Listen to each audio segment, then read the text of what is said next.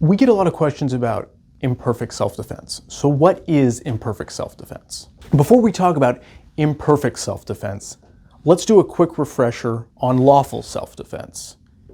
In order for you to prevail on a lawful self-defense claim, you need to have a subjective belief justifying self-defense and an objective belief. So essentially what that means is that subjectively, in your head, did you believe that you needed to use self-defense? Then objectively, were there facts that an objective third party, a fly on the wall, watching this from afar, could look at the situation and that third party would also conclude that you were justified in using self-defense?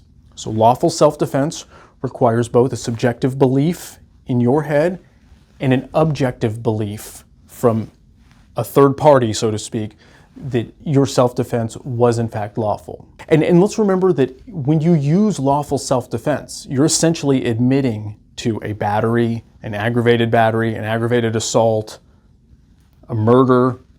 You're admitting to committing a crime, but you are saying that I am not guilty because I used lawful self-defense. So then when we talk about imperfect self-defense, we're talking about a situation where you believed that you needed to exercise self-defense, but essentially you overreacted.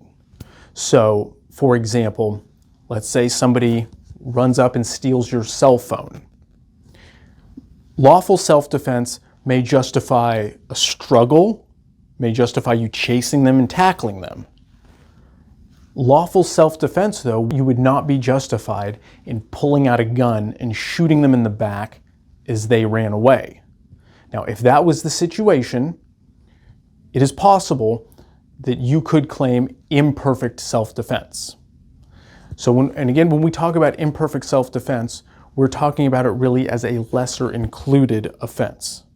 Most typically, that's going to be with a murder charge. At least here in the state of Kansas, our imperfect self-defense is going to be a lesser included offense of murder. So, for example, you may be charged with premeditated first-degree murder in the alternative imperfect self-defense. Because, again, the idea being that you thought you were justified in using the self-defense, but at the end of the day, while you were motivated by self-defense, at the end of the day, you really didn't have the facts and the legal justification to use the amount of force that you did.